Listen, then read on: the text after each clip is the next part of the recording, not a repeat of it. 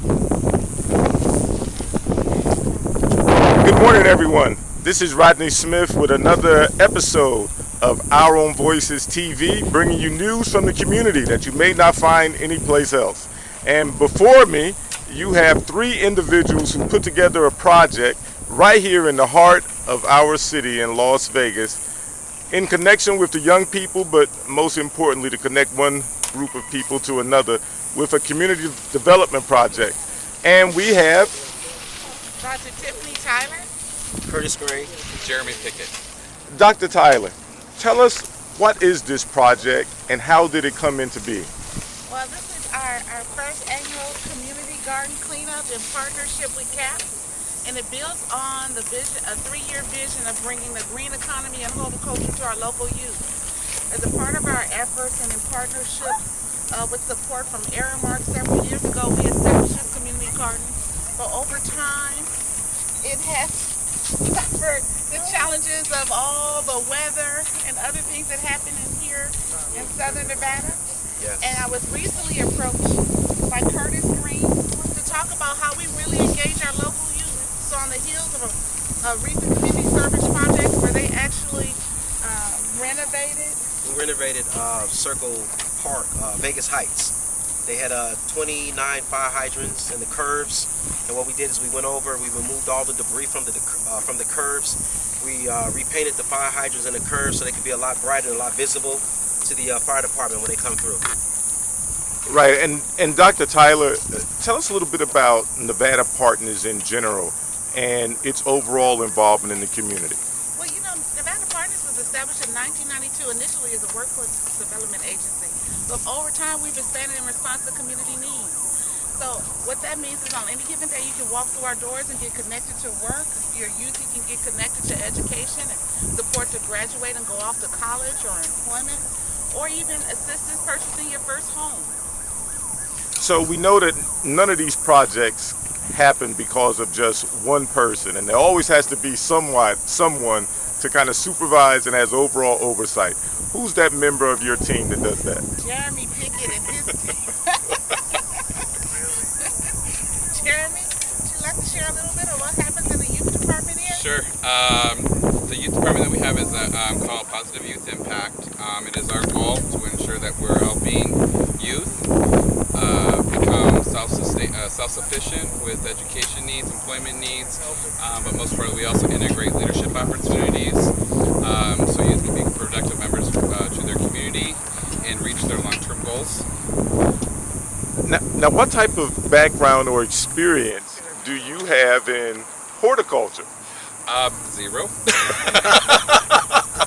However, did grow up a little bit in the Midwest, so I'm not, I am accustomed a little bit to this type of work.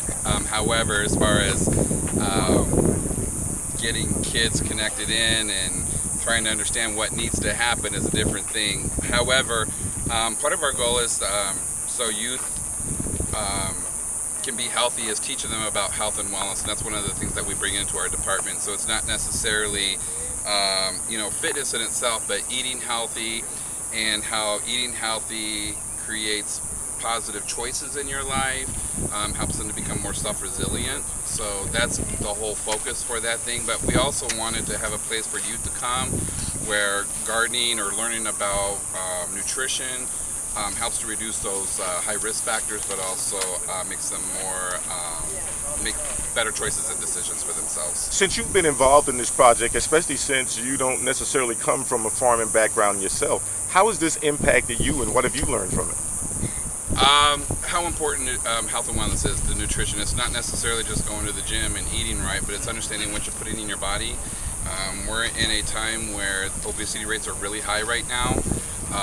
Kids aren't taking care of themselves as young adults, and therefore it leads them to higher risk factors like heart attacks and things like that are becoming more and more common amongst young people. So it's really taught me about the importance of a well-rounded health factor, which is physical, emotional, and mental health. Well, as an individual who grew up on a farm, there is something magical about planting a seed, watching it break through the ground for the first time, and then grow up, whether it's into a stalk of corn with many ears on it that can feed many people over multiple meals, or whether it's some fruit, something that you can go and pluck that's mighty tasty.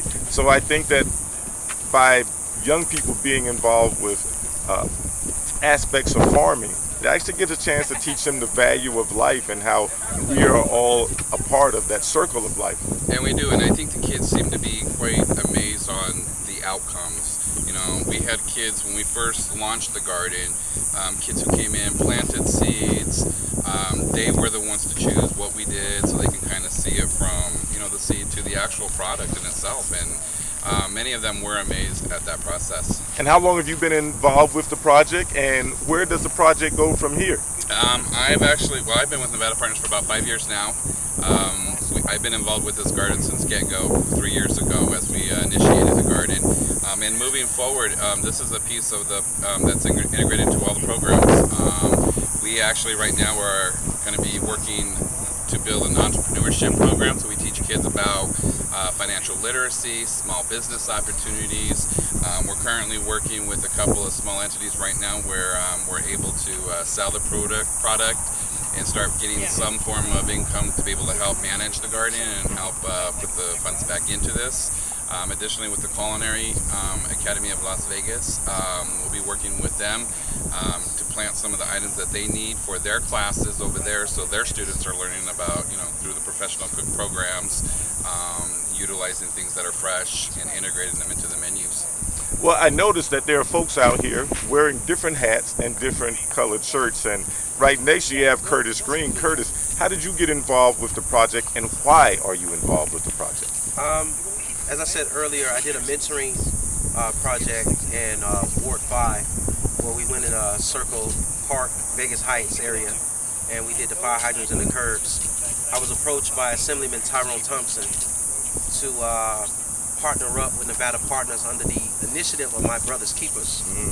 And he said that they had a garden in the back, and that would be a pretty good project. So I came over. He told me to contact Dr. Tiffany Tyler, the COO of Nevada Partners. He told me to contact her, and I did, and we scheduled a set now. And we came and we did a tour of the garden, and as you can see, the garden was not in bad shape, but it just needed a little help.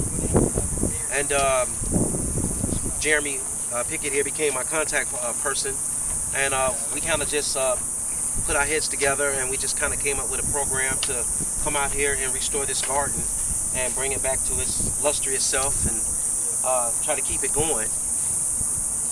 Well, I noticed that there are some folks with some blue shirts on. We have some young people in here. I understand that the Legacy Project is a part of this. Jeremy, can you tell me a little bit about how you coordinated with the Legacy Project? And can we get someone from the Legacy Project to come over and chat? As part of our programming, we've actually been housed in 8 high schools as a youth program to help, through a graduate advocate initiative, to help young people graduate and get them, as Dr. Tyler was mentioning, moved over to post-secondary opportunities. Legacy High School is a high school that we were housed in for the last 2 years, providing services to high school seniors who were credit deficient and who were non-proficient with their proficiencies. Part of their initiative there was the Legacy Project. And Mr. Green here, through his community efforts and a Facebook group, started to recruit individuals. And Curtis, do you want to? Casina Boone is the founder of the Legacy Project, and me and Casina are very good friends. Her husband here, Anthony Boone. So we reached out to them. I explained the project to them, told them it was a youth project, a community project, and wanted to know if they could bring their kids out. So the blue shirts that you see in the background, that belongs to the Legacy Project.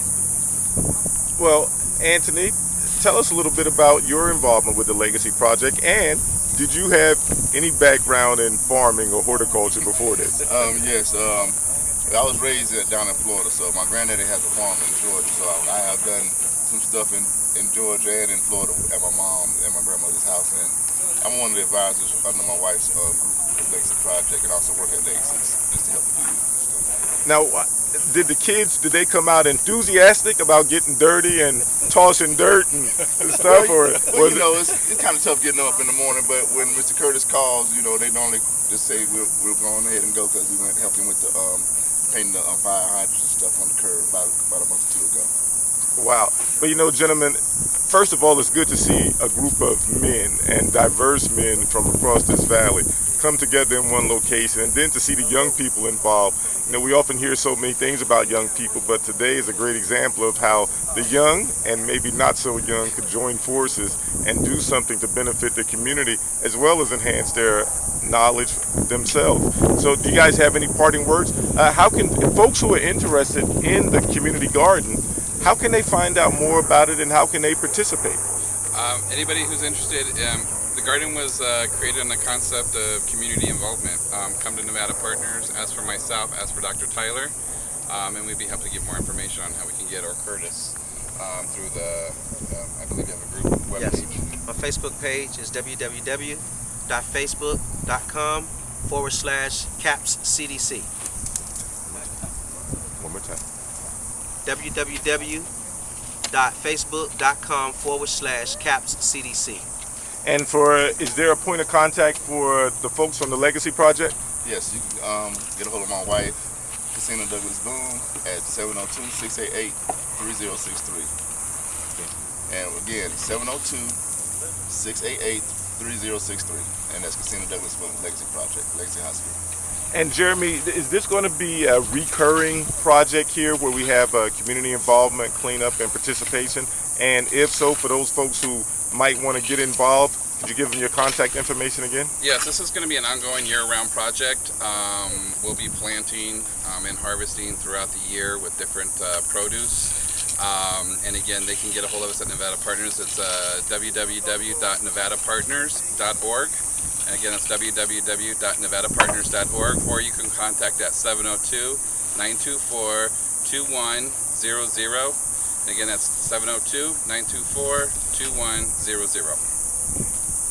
Well, ladies and gentlemen, here you have it right here in the heart of our wonderful city in Las Vegas, in the community as we oftentimes refer to it. We have people from diverse backgrounds and multiple organizations coming together to do something with the young people and for the overall community. You've been watching Our Own Voices Live TV discussing the Community Development Garden Project right here behind Nevada Partners, located at 710 West Lake Mead Boulevard. Once again, that's Nevada Partners, located at 710 West Lake Mead Boulevard. Enjoy your day, and until 12 o'clock, you have a chance to come out and help out too. Take care.